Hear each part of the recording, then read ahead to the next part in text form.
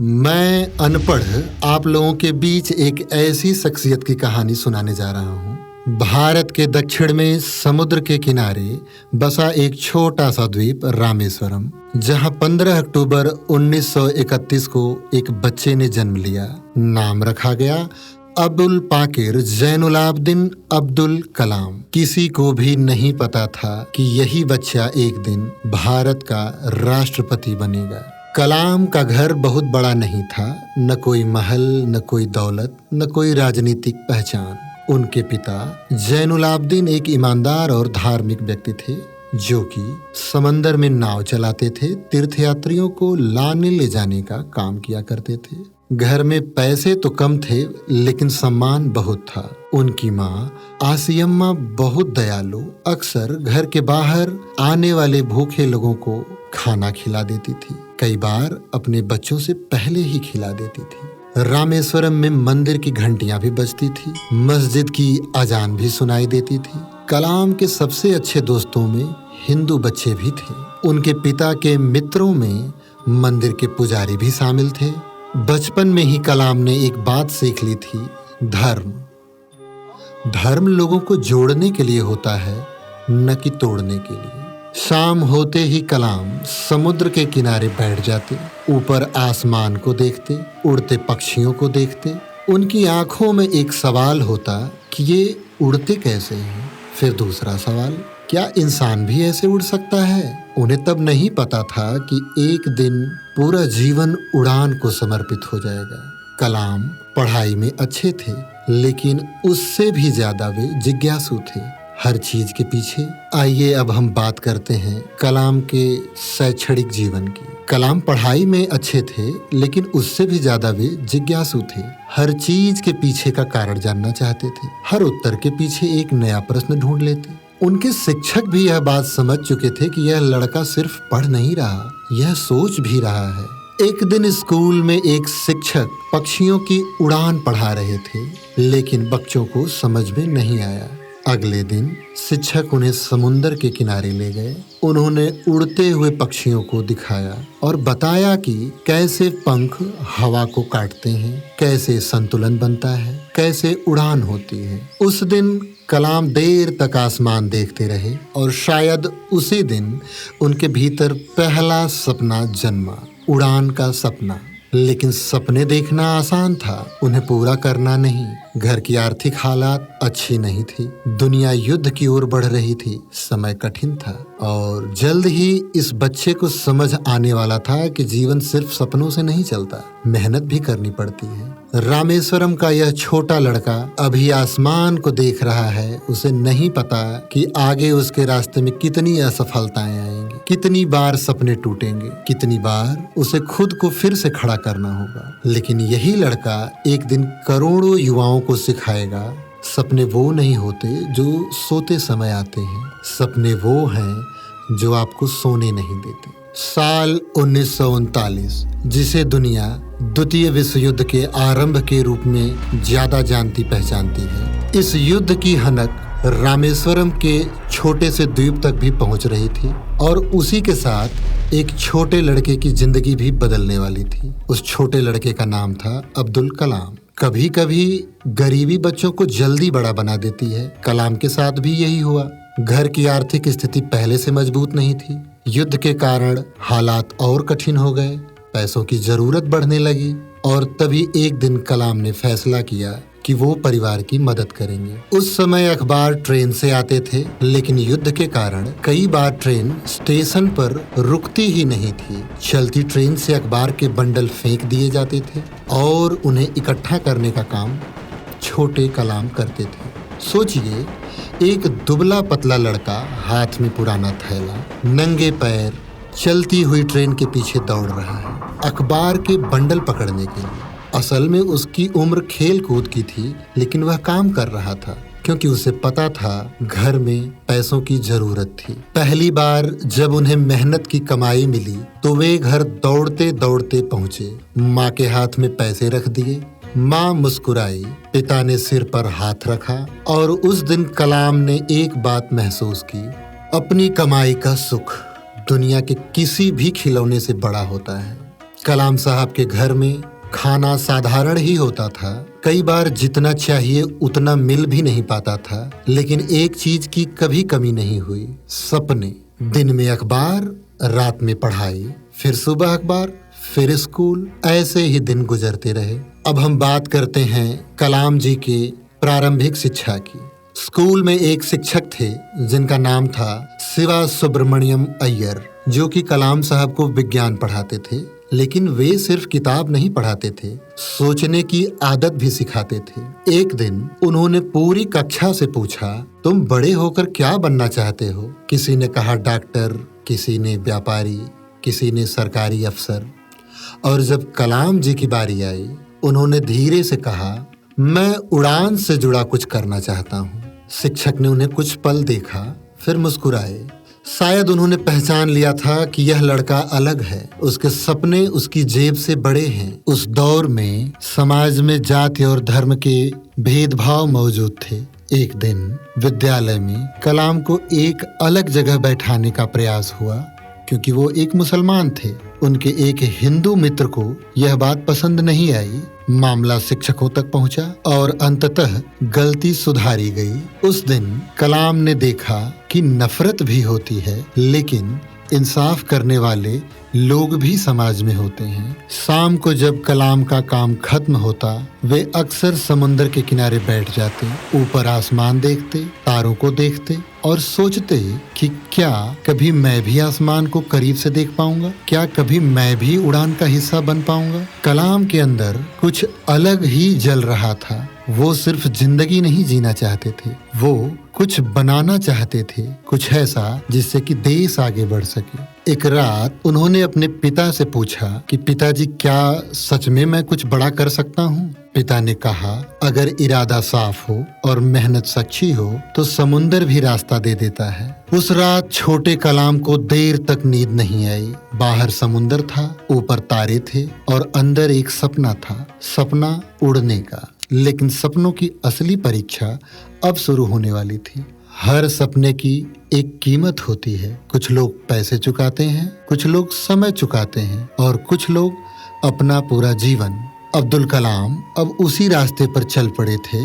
समुंदर के किनारे बैठने वाला लड़का अब अपने छोटे से द्वीप से बाहर निकलने वाला था। पढ़ाई को आगे बढ़ाना था, सपना बड़ा था और रामेश्वरम अब छोटा पड़ रहा था। जब विदा होने का दिन आया तो माँ की आंखें नम थी, पिता चुप थे, लेकिन उनके चेहरे पर गर्व था। नया शहर, नए लोग, नई चुनौतियाँ। जिस बच्चे ने अपना पूरा बचपन समुंदर के किनारे बिताया था, अब उसे खुद को साबित करना था। कलाम जी ने सेंट जोसेफ कॉलेज में दाखिला लिया। यहाँ कलाम को विज्ञान की पढ़ाई करनी थी। सेंट जोसेफ कॉलेज, जहाँ कलाम को विज्ञान, भौतिकी और गणित की पढ़ाई पढ़नी थी। अब किताबें उनकी दोस्त बन गई और लाइब्रेरी उनका दूसरा घर। जितना वो पढ़ते उतना ही उन्हें महसूस होने लगा कि सिर्फ भौतिकी से उनका सपना पूरा नहीं होगा। उन्हें उड़ान चाहिए थी, विमान चाहिए था, आकाश चाहिए था। एक दिन उन्होंने फैसला किया कि उन्हें एरोनॉटिकल इंजीनियरिंग पढ़नी है,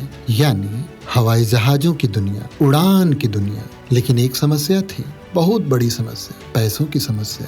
इंजीनियरिंग कॉलेज की फीस परिवार की क्षमता से बहुत ज्यादा थी और इस विषम परिस्थिति में उनका साथ दिया उनकी बड़ी बहन जोहरा ने। उन्होंने अपने गहने तक गिरवी रख दिए ताकि छोटे भाई कलाम की पढ़ाई न रुक जाए। सोचिए, एक बहन अपने सपने नहीं, अपने गहने नहीं, अपना भविष्य गिरवी रख रही थी ताकि उसका भाई उड़ सके। उस दिन कलाम ने मन ही मन एक वादा किया, मैं इस भरोसे को कभी टूटने नहीं दूंगा।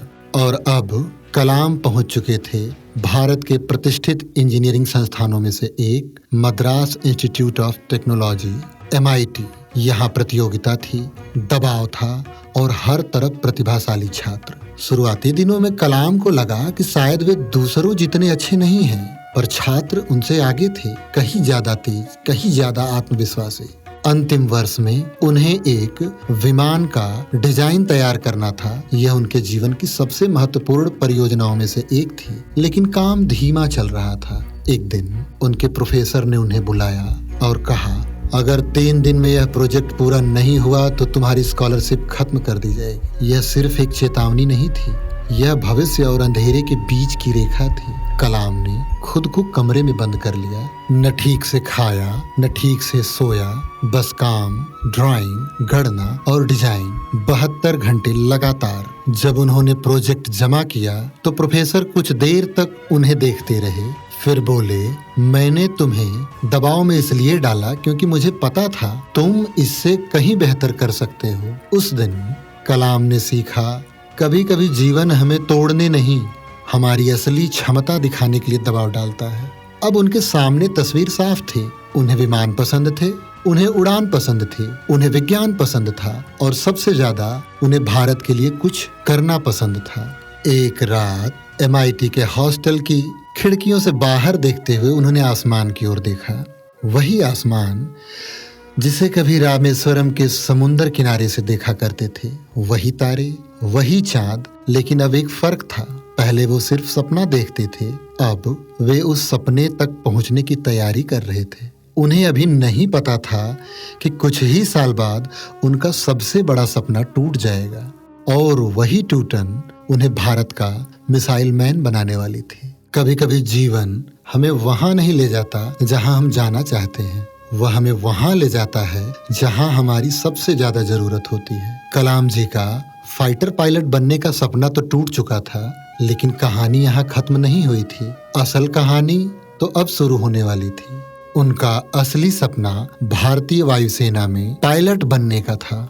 उन्होंने परीक्षा दी, लेकिन किस्मत को कुछ और ही मंजूर था। 8 सीटों के लिए हुए चयन में उनका नंबर 9वां आया। वे पायलट बनने से चूक गए। कलाम साहब बेहद निराश हुए और उत्तराखंड के ऋषिकेश चले गए। वहां पर स्वामी शिवानंद ने उनसे कहा, इस असफलता को स्वीकार करो पुत्र, तुम्हारी किस्मत में पायलट बनना नहीं है बल्कि कुछ और बड़ा करना लिखा है। साल 1958 अब्दुल कलाम ने रक्षा मंत्रालय के एक तकनीकी विभाग में काम शुरू किया। काम दिलचस्प था, लेकिन दिल पूरी तरह संतुष्ट नहीं था। कहीं न कहीं उनका मन अभी भी आसमान में ही था, विमानों में, उड़ान में और नई तकनीकों में। और शायद किस्मत भी यह जानती थी। साल 1960 के दशक की शुरुआत में भारत अभी विज्ञान और तकनीक के क्षेत्र में अपने शुरुआती कदम रख ही रहा था। इसी दौरान कलाम साहब की मुलाकात हुई विक्रम साराभाई से, एक ऐसा नाम जिसे आज भारतीय अंतरिक्ष कार्यक्रम का जनक कहा जाता है। डॉक्टर विक्रम साराभाई ने उस युवा इंजीनियर में कुछ देखा, कुछ ऐसा जो बाकी लोगों को दिखाई नहीं दे रहा था। केरल का एक छोटा सा तटीय इलाका थुम्बा, यहीं से भारत की अंतरिक्ष यात्रा शुरू हुई। और सच कहें तो यह किसी साइंस फिक्शन फिल्म से कम नहीं था। न कोई विशाल प्रयोगशाला, न कोई आधुनिक सुविधा। रॉकेट के पुर्जे साइकिल पर ले जाए जाते थे, उपकरण बैलगाड़ियों में ढोए जाते थे। एक पुराना चर्च ऑफिस बन गया और उसका प्रार्थना कक्ष प्रयोगशाला। आज यह सुनने में कहानी लगती है, लेकिन यही हकीकत थी। कलाम वहाँ दिन रात काम करते थे, नई तकनीक सीखना, नोट्स बनाना, गलतियों से सीखना। वे जानते थे कि भारत को आगे बढ़ाना है और उसके लिए उन्हें खुद को लगातार बेहतर बनाना होगा। कुछ समय बाद उन्हें प्रशिक्षण के लिए अमेरिका भेजा गया। वहाँ उन्होंने नासा की सुविधाएं देखी, विशाल प्रयोगशालाएं, आधुनिक तकनीक, उन्नत सिस्टम। लेकिन एक बात उनके मन में बार बार आती थी, एक दिन भारत भी यह कर सकता है। और जब वह भारत लौट कर आए तो उन्होंने और ज्यादा मेहनत शुरू कर दी। अब उनका लक्ष्य स्पष्ट था, भारत का अपना उपग्रह प्रक्षेपण यान। इसरो में एक नया प्रोजेक्ट शुरू हुआ, नाम था SLV-3 अर्थात सैटेलाइट लॉन्च व्हीकल। और इस मिशन की जिम्मेदारी धीरे धीरे अब्दुल कलाम के कंधों पर आने लगी। यह सिर्फ एक प्रोजेक्ट नहीं था, यह भारत की वैज्ञानिक आत्मनिर्भरता का सपना था। रातें छोटी होने लगी और काम लंबा। कई बार पूरी टीम सुबह होने तक काम करती, कैलकुलेशन, डिजाइन, टेस्ट, सुधार, फिर दोबारा टेस्ट, क्योंकि अंतरिक्ष गलतियों को माफ नहीं करता। इसी दौरान कलाम सिर्फ वैज्ञानिक नहीं रहे, वह एक टीम लीडर बन चुके थे। लोगों को प्रेरित करना, गलती होने पर साथ खड़ा होना, सफलता आने पर टीम को आगे करना, ये गुण बाद में उनकी सबसे बड़ी पहचान बनने वाले थे। लेकिन जितना बड़ा सपना था उतना ही बड़ा जोखिम भी था। अगर SLV-3 असफल हुआ तो वर्षों की मेहनत मिट्टी में मिल सकती थी और कलाम यह बात अच्छी तरह से जानते थे। एक रात लैब से बाहर निकलते हुए उन्होंने आसमान की ओर देखा। उन्हें रामेश्वरम याद आ गया। वही समुंदर, वही तारे, वही छोटा बच्चा जो कभी उड़ते पक्षियों को देखा करता था। अब वह बच्चा रॉकेट बनाने जा रहा था। लेकिन कहानी अभी आसान नहीं होने वाली थी क्योंकि उनके जिंदगी की सबसे बड़ी पेशेवर असफलता सामने आने वाली थी। एक ऐसी असफलता जो पूरी दुनिया के सामने आई और जिसने अब्दुल कलाम को अंदर तक हिला दिया। हर महान इंसान की कहानी में एक ऐसा दिन भी आता है जब उसे लगता है कि सब कुछ खत्म हो गया, और डॉक्टर अब्दुल कलाम की जिंदगी में वो दिन था 10 अगस्त 1979। कई साल गुजर चुके थे। थुम्बा की छोटी प्रयोगशाला से लेकर भारत के सबसे बड़े अंतरिक्ष मिशन तक हजारों घंटे, हजारों गणनाएं और अनगिनत हजारों घंटे, हजारों गणनाएं और अनगिनत परीक्षण। और अब वह दिन आ चुका था जब SLV-3 लॉन्च होने वाला था। भारत का अपना पहला सैटेलाइट लॉन्च व्हीकल। स्थान श्रीहरिकोटा, जहां सुबह के समय हर तरफ तनाव था। वैज्ञानिक अपनी स्क्रीन पर नजरें गड़ाए बैठे थे। किसी की सांसें तेज थी, किसी के हाथ कांप रहे थे, लेकिन सबसे ज्यादा दबाव एक आदमी पर था, और वो आदमी कोई और नहीं बल्कि डॉक्टर अब्दुल कलाम थे। क्योंकि इस मिशन की जिम्मेदारी उन्हीं के कंधों पर थी। उल्टी गिनती शुरू होती है। 10, 9, 8, 7, 6, 5। पूरा कंट्रोल रूम शांत। 4, 3, 2, 1, 0। रॉकेट आसमान की ओर उठा। कुछ सेकंड तक सब कुछ ठीक था, फिर कुछ गड़बड़ होने लगी। शायद कोई तकनीकी समस्या थी। रॉकेट अपनी निर्धारित दिशा से भटक गया और कंट्रोल रूम में सन्नाटा छा गया। स्क्रीन पर डेटा बदल रहा था और कुछ ही मिनटों में मिशन असफल घोषित कर दिया गया। सालों की मेहनत समुंदर में गिर चुकी थी। कलाम कुर्सी पर बैठे थे। कोई शब्द नहीं, कोई बहाना नहीं, बस खामोशी। कई बार असफलता सिर्फ प्रोजेक्ट नहीं तोड़ती, वह इंसान को भी तोड़ देती है। और उस दिन कलाम जी अंदर से टूट चुके थे, क्योंकि इन सब के बाद अब मीडिया का सामना करना था। पूरे देश की नज़र इस मिशन पर थी। हर कोई जवाब चाहता था, और यही एक महान नेता सामने आए, सतीश धवन, जो कि इसरो के अध्यक्ष थे। उन्होंने कलाम से कहा, प्रेस कॉन्फ्रेंस मैं करूंगा। और जब मीडिया के सामने सतीश धवन खड़े हुए तो उन्होंने कहा, यह असफलता मेरी है, हम सीखेंगे और हम वापस आएंगे। उन्होंने अपनी टीम को बचा लिया, उन्होंने अपने वैज्ञानिकों को ढाल दे दी, और सबसे ज्यादा उन्होंने अब्दुल कलाम को संभाल लिया। उस रात कलाम सो नहीं पाए। बार बार वही सवाल, क्या मुझसे गलती हुई? क्या मैं इस जिम्मेदारी के लायक हूँ? लेकिन अगली सुबह सतीश धवन फिर उनके पास आए और बोले, अब अगले लॉन्च की तैयारी करो कलाम। यहीं कलाम नेतृत्व का सबसे बड़ा पाठ सीखा। असफलता आए तो नेता जिम्मेदारी ले, सफलता आए तो टीम को आगे करे। यही सिद्धांत बाद में उनकी पूरी जिंदगी का हिस्सा बन गया।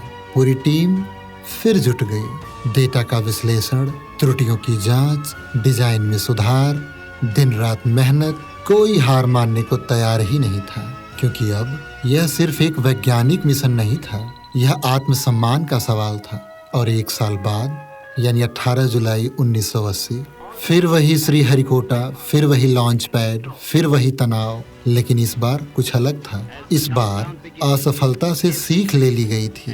काउंटडाउन शुरू हुआ। 10, 9, 8, 7, 6, 5, 4, 3, 2, 1, 0। रॉकेट उड़ा ऊपर और ऊपर और ऊपर। डेटा सामान्य, सिस्टम सामान्य, सब कुछ सही। फिर वह ऐतिहासिक घोषणा हुई, रोहिणी उपग्रह सफलतापूर्वक कक्षा में स्थापित हो गया है। अब भारत उन चुनिंदा देशों में शामिल हो चुका था जो अपने उपग्रह स्वयं अंतरिक्ष में भेज सकते थे। कंट्रोल रूम तालियों से गूंज उठा। कुछ वैज्ञानिक रो रहे थे, कुछ हंस भी रहे थे और कलाम वे शांत बैठे थे। उनकी आंखों में चमक थी क्योंकि उन्हें पता था यह सिर्फ सफलता नहीं है, यह उस असफलता की जीत है जिसने उन्हें हार नहीं मानने दी। और इस बार इसरो के अध्यक्ष सतीश धवन ने इस परफॉर्मेंस के लिए अब्दुल कलाम को आगे भेजा। बात वही थी, असफलता में खुद सामने आए और सफलता में टीम को आगे किया जाए, और यही नेतृत्व का सबसे सुंदर रूप था। रामेश्वरम का वह लड़का जो कभी अखबार बेचता था, अब भारत को अंतरिक्ष में पहुंचा चुका था। लेकिन यह तो सिर्फ शुरुआत थी। 18 जुलाई 1980 भारत ने अपना उपग्रह अंतरिक्ष में भेज दिया था। देश खुश था, वैज्ञानिक खुश थे, लेकिन अब्दुल कलाम के मन में एक नया सवाल पैदा हो चुका था। अगर हम अंतरिक्ष तक पहुंच सकते हैं तो क्या हम अपनी सुरक्षा भी खुद मजबूत नहीं कर सकते? 1980 में नया मिशन, नया दशक। भारत अभी भी रक्षा तकनीक के लिए दूसरे देशों पर निर्भर था, जैसे मिसाइल तकनीक, रक्षा प्रणाली, उन्नत हथियार। अधिकतर चीजें बाहर से ही आती थी, और जब देश अपनी सुरक्षा के लिए दूसरों पर निर्भर हो तो उसकी स्वतंत्रता अधूरी रहती है। यही वह समय था जब कलाम को एक नई जिम्मेदारी दी गई। अब मिशन था भारत को आत्मनिर्भर बनाना, जिसके लिए कलाम जी को डीआरडीओ की महत्वपूर्ण भूमिका संभालने को दिया गया। डीआरडीओ यानी defence research and development organisation. सरकार ने एक महत्वाकांक्षी कार्यक्रम शुरू किया। नाम था integrated guided missile development programme. Missile programme का नाम बड़ा था, लेकिन सपना उससे भी बड़ा। भारत की अपनी मिसाइलें, भारत की अपनी तकनीक और भारत की अपनी ताकत। लेकिन रास्ता आसान नहीं था। तकनीक सीमित, संसाधन सीमित, और दुनिया भारत को एडवांस टेक्नोलॉजी देने के पक्ष में नहीं थी। कई देशों ने तकनीकी प्रतिबंध तक लगा दिए। उन्हें डर था कि भारत तेजी से आगे बढ़ रहा है। फिर कलाम जी ने देश भर के वैज्ञानिकों को जोड़ा, जैसे युवा इंजीनियर, वरिष्ठ वैज्ञानिक, तकनीकी विशेषज्ञ, और फिर एक सपना साझा किया, हम खुद बनाएंगे। यह सिर्फ विज्ञान नहीं था, यह आत्मविश्वास था। सबसे पहले एक मिसाइल तैयार हुई, नाम था पृथ्वी मिसाइल। भारत की पहली स्वदेशी बैलिस्टिक मिसाइलों में से एक। जब उसका परीक्षण सफल हुआ तो पूरी टीम खुशी से झूम उठी, लेकिन कलाम जानते थे कि सफर अभी बाकी है। फिर आया एक और प्रोजेक्ट, नाम अग्नि मिसाइल। यह सिर्फ मिसाइल नहीं थी, यह भारत की तकनीकी क्षमता का प्रतीक बनने वाली। वर्षों की मेहनत, अनगिनत परीक्षण, असंख्य चुनौतियां, और फिर एक दिन अग्नि आसमान की ओर उठी, वो भी सफलतापूर्वक। अब पूरा देश अब्दुल कलाम को एक नए नाम से जानने लगा, the missile man of India. लेकिन जो बात लोगों को सबसे ज्यादा प्रभावित करती थी वह उनकी सादगी थी। वे बड़े वैज्ञानिक तो थे ही, लेकिन जीवन बेहद साधारण। न कोई दिखावा, न कोई अहंकार, न कोई विलासिता। एक साधारण कमरा, कुछ किताबें, कुछ नोट्स और बहुत सारे सपने। एक बार उनकी टीम देर रात तक काम कर रही थी। एक वैज्ञानिक ने कहा, सर मैं बच्चों को प्रदर्शनी दिखाने का वादा करके आया था, लेकिन काम में इतना व्यस्त हो गया कि जा ही नहीं पाया। जब शाम को घर पहुंचा तो पता चला कि बच्चों को प्रदर्शनी किसी ने दिखा दिया था। वो कोई और नहीं, डॉक्टर कलाम खुद थे। यही वजह थी कि लोग उनको सिर्फ सम्मान नहीं करते थे, उनसे प्यार भी करते थे। किसी ने एक बार पूछा कि सर आपकी सबसे बड़ी ताकत क्या है? तो उन्होंने जवाब दिया, असफलता से डरना नहीं, क्योंकि असफलता सफलता का पहला अध्याय होती है। और यह सिर्फ एक भाषण नहीं था, उन्होंने इसे जिया था। अब भारत की पहचान बदल रही थी, दुनिया भारत को अलग नजर से देखने लगी थी। और उस बदलाव के केंद्र में एक साधारण वैज्ञानिक खड़ा था, रामेश्वरम का वही लड़का जो कभी अखबार बेचता था। देश उन्हें अब मिसाइल मैन कहने लगा था, लेकिन इतिहास उन्हें इससे भी बड़े किरदार के लिए तैयार कर रहा था। एक ऐसा मिशन जो पूरी दुनिया की नजरों से छिपकर होने वाला था, रेगिस्तान में, खामोशी में। और उस मिशन का नाम था पोखरण। साल 1998, मई का महीना, राजस्थान का रेगिस्तान। दिन में तपती हुई रेत और रात में सन्नाटा। दूर दूर तक सिर्फ रेत, लेकिन उस रेत के नीचे कुछ ऐसा तैयार हो रहा था जो पूरी दुनिया का ध्यान भारत की ओर खींचने वाला था और उस मिशन के केंद्र में थे डॉक्टर APJ अब्दुल कलाम। दुनिया बदल रही थी। अमेरिका, रसिया, चाइना, फ्रांस, ब्रिटेन, ये सभी परमाणु शक्ति संपन्न देश थे, लेकिन भारत अभी भी दुनिया की निगाहों में एक विकासशील देश ही था। बहुत से लोग मानते थे कि भारत तकनीकी रूप से इतना सक्षम नहीं है, लेकिन दिल्ली में कुछ लोग अलग ही सोच रहे थे। सरकार ने फैसला किया कि भारत अपनी परमाणु क्षमता को दुनिया को दिखाएगा, लेकिन सब कुछ पूरी गोपनीयता में करना था। क्यों? क्योंकि दुनिया की बड़ी शक्तियां भारत को रोकना चाहती थी। अमेरिकी उपग्रह लगातार निगरानी कर रहे थे, हर गतिविधियों पर नजर थी और इस मिशन को इतना गुप्त रखा गया कि कई वरिष्ठ अधिकारियों को भी पूरी जानकारी नहीं थी। बस डॉक्टर कलाम और कुछ चुनिंदा वैज्ञानिक बस वही जानते थे कि वास्तव में क्या होने वाला है। दिन में सामान्य गतिविधियां और रात में असली काम। वैज्ञानिक भी सैनिकों की तरह कपड़े पहनते, वाहनों को छुपाकर चलाया जाता। कई बार तो काम सिर्फ रात के अंधेरे में ही होता, क्योंकि कलाम जानते थे कि अगर यह मिशन असफल हुआ तो सिर्फ वैज्ञानिक असफल नहीं होंगे, पूरा देश प्रभावित होगा। अंतर्राष्ट्रीय दबाव बढ़ जाएगा, भारत की छवि पर सवाल उठेंगे। लेकिन अगर सफलता मिली तो इतिहास भी बदल जाएगा। समय था 10 मई 1998। स्थान राजस्थान का पोखरण। रेगिस्तान में अंधेरा, आसमान तारों से भरा हुआ, लेकिन जमीन के नीचे एक अलग ही दुनिया तैयार थी। वैज्ञानिक अंतिम जांच कर रहे थे, सिस्टम तैयार था, उपकरण तैयार थे और टीम भी तैयार थी। दिन 11 मई 1998, सुबह का समय और हर तरफ तनाव। सभी की निगाहें एक ही लक्ष्य पर थी। फिर वह क्षण आया जब काउंटडाउन शुरू हुआ। कुछ सेकंड, कुछ धड़कनें और फिर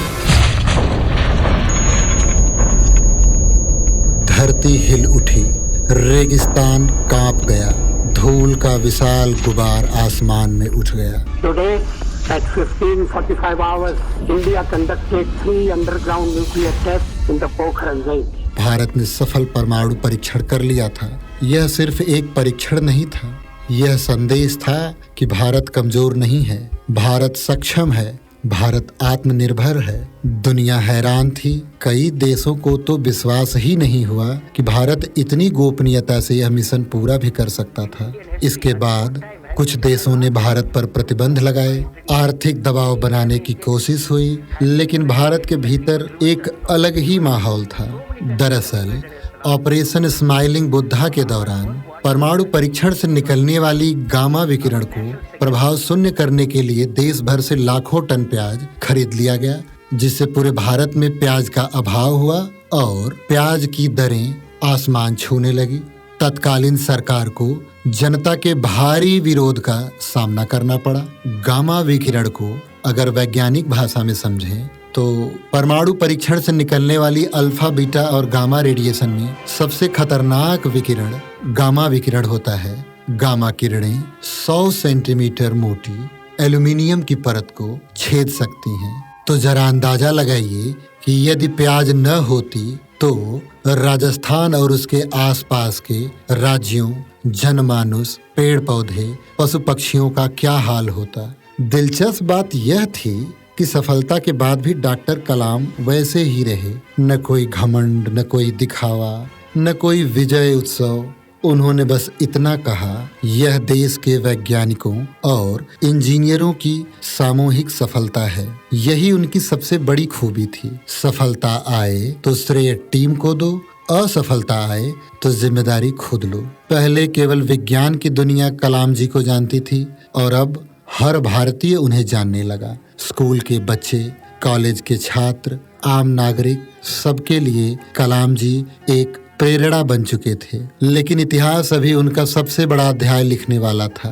एक वैज्ञानिक, एक शिक्षक, एक सपने देखने वाला इंसान अब राष्ट्रपति भवन की ओर बढ़ रहा था। रामेश्वरम का वह छोटा लड़का जो कभी अखबार बेचता था, अब भारत का प्रथम नागरिक बनने जा रहा था। साल 2002 दिल्ली की सत्ता के गलियारों में एक नाम बार बार सुनाई दे रहा था। न कोई बड़ा राजनीतिक नेता, न कोई चुनावी चेहरा, एक वैज्ञानिक एक शिक्षक, एक स्वप्न दृष्टा डॉक्टर APJ अब्दुल कलाम। देश उन्हें पहले ही जान चुका था। मिसाइल मैन, पोखरण के नायक, युवाओं की प्रेरणा, ऐसे ही अनेक नाम। लेकिन अब उनके जीवन का सबसे अप्रत्याशित अध्याय शुरू होने वाला था। जब राष्ट्रपति पद के लिए नामों पर चर्चा चल रही थी, तब कई लोगों को लगा था कि कोई अनुभवी राजनेता चुना जाएगा। लेकिन अचानक अब्दुल कलाम का नाम सामने आया। देश भर में चर्चा शुरू हो गई, क्या एक वैज्ञानिक राष्ट्रपति बन सकता है? लेकिन शायद यही भारत की खूबसूरती है। एक गरीब परिवार का बच्चा अब देश का सर्वोच्च संवैधानिक पद संभालने जा रहा था। 25 जुलाई 2002, स्थान दिल्ली, सैकड़ों कमरे, इतिहास, परंपरा, वैभव, और उसी भवन में प्रवेश कर रहे थे रामेश्वरम के जैनुल आबदीन के बेटे अब्दुल कलाम। उनकी आंखों में वही विनम्रता थी जो वर्षों पहले अखबार बेचने वाले लड़के में थी। राष्ट्रपति पद की शपथ ली जा चुकी थी और राष्ट्रपति बनने के बाद का पहला दिन। राष्ट्रपति भवन के अधिकारी नई व्यवस्था की तैयारी कर रहे थे, लेकिन जल्द ही उन्हें एहसास हुआ कि यह राष्ट्रपति अलग है, बेहद अलग। क्योंकि कलाम को महंगी चीजों में दिलचस्पी नहीं थी, न विशेष भोजन, न विलासिता, न प्रोटोकॉल का दिखावा। उनका सबसे प्रिय सामान आखिर क्या था? किताबें, नोटबुक और देश भर से छात्रों के पत्र। कलाम से पहले बहुत से राष्ट्रपति हुए, लेकिन बच्चों ने किसी को उतना प्यार नहीं दिया जितना कलाम जी को।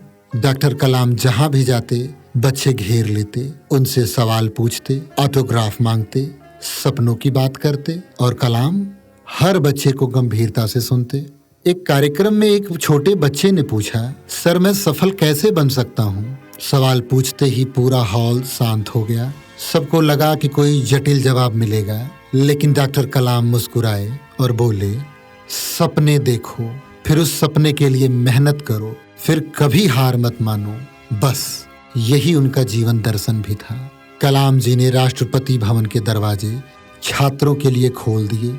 पहले जहां केवल औपचारिक बैठकें होती थी, अब वहां युवाओं के सवाल गूंजने लगे। कलाम जी कहते थे, भारत का भविष्य संसद में नहीं, कक्षा में बैठा है। हर दिन हजारों पत्र आते, देश के कोने कोने से, बच्चों के, युवाओं के, शिक्षकों के। और आश्चर्य की बात, कलाम जी उनमें से बहुत से पत्र खुद पढ़ते थे, कई का जवाब भी देते थे।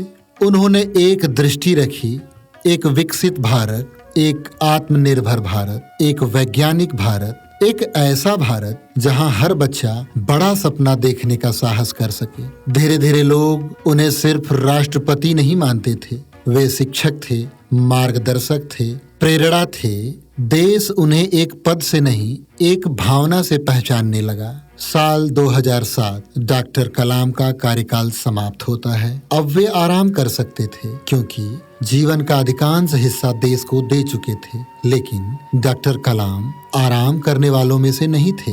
उन्होंने फिर वही किया जो उन्हें सबसे ज्यादा पसंद था, पढ़ाना, छात्रों से मिलना, देश भर में यात्रा करना, सपने जगाना। राष्ट्रपति भवन छोड़ने के बाद उनकी लोकप्रियता और बढ़ गई। अब वे हर कॉलेज में बुलाए जाते, हर विश्वविद्यालय में बुलाए जाते। हर युवा उनसे मिलना चाहता था, क्योंकि वे सिर्फ सफलता की बात नहीं करते थे, वे संघर्ष की बात करते थे, असफलता की भी बात करते थे और उम्मीद की बात करते थे। लेकिन समय धीरे धीरे आगे बढ़ रहा था, शरीर बूढ़ा हो रहा था, लेकिन आत्मा वह अब भी जवान थी। कुछ लोग पद से बड़े बनते हैं, कुछ लोग सत्ता से बड़े बनते हैं, और कुछ लोग दिलों में जगह बनाकर अमर हो जाते हैं। डॉक्टर APJ अब्दुल कलाम ऐसे ही कुछ लोगों में से थे। राष्ट्रपति भवन छोड़ने के बाद बहुत लोग सोच रहे थे कि अब शायद वे आराम से रहेंगे, लेकिन कलाम जी के लिए आराम का मतलब कुछ और ही था। जहां उनका दिल बसता था, कक्षा में, छात्रों के बीच,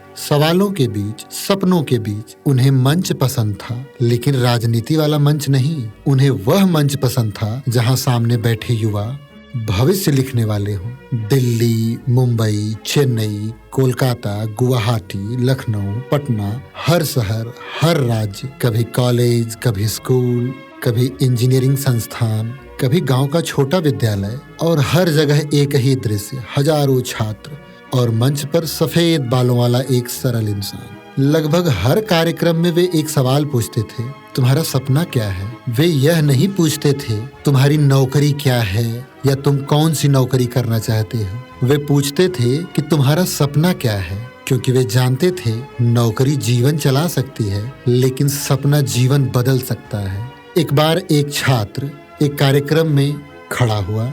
उसने कहा, श्रीमान, मैं बहुत गरीब हूँ, मेरे पास संसाधन नहीं है, मैं बड़ा कैसे बनूं? पूरा हॉल शांत हो गया। डॉक्टर कलाम मुस्कुराए और बोले, बेटा, मैं भी गरीब था, मैं भी अखबार बेचता था, लेकिन सपनों पर कभी टैक्स नहीं लगता। सपना देखने के लिए अमीर होना जरूरी नहीं। कलाम जी के भाषण अलग होते थे। वे आंकड़े कम देते थे और उम्मीद ज्यादा। वे डर नहीं दिखाते थे, संभावनाएं दिखाते थे। वे कहते थे, छोटा सपना देखना अपराध है, सपने हमेशा बड़े देखो। उनका एक बड़ा विजन था, एक विकसित भारत जहां विज्ञान आगे बढ़े, जहां युवा आत्मनिर्भर बने, जहां नवाचार हो, जहां हर बच्चा यह विश्वास करे कि मैं कर सकता हूँ। डॉक्टर कलाम जब यात्रा नहीं कर रहे होते तो वे पढ़ रहे होते थे या लिख रहे होते थे। उनकी किताबें लाखों युवाओं तक पहुंचती, विशेषकर विंग्स ऑफ फायर अर्थात अग्नि की उड़ान। इस किताब ने अनगिनत युवाओं को प्रेरित किया, क्योंकि उसमें सिर्फ सफलता नहीं थी, उसमें संघर्ष था, असफलता थी और फिर उठ खड़े होने की कहानी थी। डॉक्टर कलाम की एक आदत थी कि वे जहां भी जाते नोट्स बनाते, विचार लिखते, नए सपने लिखते, नए लक्ष्य लिखते। 70 वर्ष की उम्र पार करने के बाद भी उनकी जिज्ञासा एक विद्यार्थी जैसी ही थी। एक बार उनसे पूछा गया, सर, आपकी सबसे बड़ी उपलब्धि क्या है? लोगों को लगा कि वे मिसाइलों का नाम लेंगे, पोखरण का नाम लेंगे, राष्ट्रपति बनने की बात करेंगे, लेकिन डॉक्टर कलाम ने जो जवाब दिया वह उनकी महानता दिखाता है। उन्होंने कहा, जब कोई छात्र मुझे लिखता है कि मेरे शब्दों ने उसकी जिंदगी बदल दी, वही मेरी सबसे बड़ी उपलब्धि है। क्योंकि वो लोगों को कभी भी प्रभावित नहीं करना चाहते थे, वे लोगों को प्रेरित करना चाहते थे। वे प्रशंसा नहीं चाहते थे, वे परिवर्तन चाहते थे। जब उनकी उम्र बढ़ रही थी, शरीर पहले जैसा मजबूत नहीं था। अब उनकी उम्र बढ़ रही थी, शरीर पहले जैसा मजबूत नहीं था, लेकिन कार्यक्रम जारी थे, भाषण जारी थे, यात्राएं जारी थी, क्योंकि वे मानते थे जब तक सांस है तब तक सीखना और सिखाना बंद नहीं होना चाहिए। और फिर एक दिन, एक ऐसा दिन आया जो उनकी पूरी जिंदगी का सबसे भावुक अध्याय बन गया। एक मंच, कुछ छात्र, एक व्याख्यान और एक अमर विदाई। 27 जुलाई 2015 सुबह का समय। उस समय डॉक्टर कलाम की उम्र 84 वर्ष थी। अधिकांश लोग इस उम्र में आराम करते हैं, लेकिन डॉक्टर एपीजे अब्दुल कलाम अलग थे। उनकी डायरी में आज भी कार्यक्रम भरे हुए थे। आज उन्हें जाना था मेघालय, शिलांग, एक और व्याख्यान देने, एक और बार युवाओं से मिलने। विमान बादलों को चीरता हुआ आगे बढ़ रहा था। खिड़की के बाहर आसमान फैला हुआ था, वही आसमान जिसे कभी रामेश्वरम का एक छोटा लड़का घंटों तक देखा करता था। कितना लंबा सफर तय कर लिया था उसने, अखबार बेचने से राष्ट्रपति भवन तक, और फिर वापस छात्रों के बीच। मेघालय की पहाड़ियां, हल्की ठंडी हवा, हरे भरे पेड़ और बीच में Indian institute of management Shillong, IIM Shillong. सभी छात्र उत्साहित थे, क्योंकि आज उनसे मिलने आने वाले थे भारत के सबसे प्रिय शिक्षक डॉक्टर APJ अब्दुल कलाम। कार्यक्रम शुरू होने से पहले डॉक्टर कलाम छात्रों से मिल रहे थे, हंस रहे थे, सवाल पूछ रहे थे, ठीक वैसे ही जैसे हमेशा करते थे। किसी को भी अंदाजा नहीं था कि यह उनका आखिरी सार्वजनिक कार्यक्रम होगा। आज के व्याख्यान का विषय था creating a liveable planet earth, अर्थात एक रहने योग्य पृथ्वी का निर्माण। यह विषय भी कलाम जैसा ही था, हमेशा भविष्य की चिंता, हमेशा अगली पीढ़ी की सोच। हॉल भर चुका था, सैकड़ों छात्र, सैकड़ों आंखें, सैकड़ों सपने और सामने डॉक्टर कलाम। उन्होंने व्याख्यान शुरू किया जैसे हमेशा करते थे, उत्साह के साथ, ऊर्जा के साथ, उम्मीद के साथ। वे बोल रहे थे पृथ्वी के भविष्य के बारे में, युवाओं की पृथ्वी के प्रति जिम्मेदारी के बारे में, नैतिक नेतृत्व के बारे में। और तभी अचानक उनकी आवाज धीमी हुई। एक क्षण के लिए वे रुके, फिर वे गिर पड़े। पूरा हाल स्तब्ध। किसी को समझ ही नहीं आया कि हुआ क्या। उन्हें तुरंत अस्पताल ले जाया गया। डॉक्टरों ने पूरी कोशिश की, हर संभव प्रयास किया गया, लेकिन समय अपना निर्णय ले चुका था। उस शाम भारत ने अपना एक महान बेटा खो दिया। डॉक्टर APJ अब्दुल कलाम नहीं रहे। जब खबर फैली, पूरा देश रुक सा गया। टीवी चैनल, अखबार, सोशल मीडिया, हर जगह एक ही नाम, डॉक्टर कलाम। क्योंकि देश ने सिर्फ एक पूर्व राष्ट्रपति नहीं खोया था, देश ने एक शिक्षक खो दिया था, एक मार्गदर्शक, एक सपना देखने वाला इंसान। सोचिए कितने लोग हैं जो अपनी आखिरी सांस लेते समय वही काम कर रहे हों जिससे उन्हें सबसे ज्यादा प्यार था। डॉक्टर कलाम पढ़ा रहे थे, सिखा रहे थे, प्रेरित कर रहे थे, और उसी दौरान उन्होंने दुनिया को अलविदा कहा। उनके जीवन की अंतिम घटना भी एक संदेश बन गई। जीवन के अंत तक सीखो, जीवन के अंत तक सिखाओ, जीवन के अंत तक सपने देखो। उनका पार्थिव शरीर उनके प्रिय रामेश्वरम लाया गया, वहीं जहां से यात्रा शुरू हुई थी। वही समंदर, वही हवा, वही मिट्टी, मानो कहानी वहीं लौट आई जहां से शुरू हुई थी। कल्पना कीजिए कि समुद्र का किनारा, डूबता हुआ सूरज, आसमान में उड़ते पक्षी और एक छोटा लड़का जो उन्हें देख रहा है। वह सोच रहा है कि क्या मैं भी उड़ सकता हूँ। कुछ कहानियां मौत पर खत्म हो जाती हैं और कुछ कहानियां मौत के बाद शुरू होती हैं। डॉक्टर APJ अब्दुल कलाम की कहानी दूसरी वाली कहानी है, क्योंकि जुलाई 27, 2015 को एक इंसान जरूर मर गया, लेकिन एक विचार का जन्म हो चुका था। क्या डॉक्टर कलाम वो वैज्ञानिक थे? हाँ। क्या वो राष्ट्रपति थे? हाँ। क्या वो मिसाइल मैन थे? हाँ। लेकिन अगर इन सबको हटा दिया जाए तो क्या बचेगा? एक शिक्षक, एक सपने देखने वाला इंसान और एक ऐसा नागरिक जो अपने देश से प्यार करता था। बहुत से लोग सोचते हैं कि उनकी सबसे बड़ी उपलब्धि पोखरण थी। पोखरण यानी ऑपरेशन स्माइलिंग बुद्धा। कुछ कहते हैं कि मिसाइल कार्यक्रम, कुछ कहते हैं कि राष्ट्रपति बनना, लेकिन शायद उनकी सबसे बड़ी ताकत कुछ और थी। वो यह विश्वास दिला देते थे कि तुम भी कर सकते हो, और यही काम दुनिया के बहुत कम लोग कर पाते हैं। सोचो, अगर अखबार बेचने वाला वह बच्चा गरीबी देखकर हार मान लेता, अगर MIT में दबाव देखकर टूट जाता, अगर फाइटर पायलट न बनने के कारण निराश हो जाता, अगर SLV 3 की असफलता के बाद नौकरी छोड़ देता, तो क्या होता? भारत एक वैज्ञानिक खो देता, लेकिन उससे भी बड़ी बात, करोड़ों युवाओं की प्रेरणा खो देता। कलाम जी को कभी धन का लालच नहीं रहा।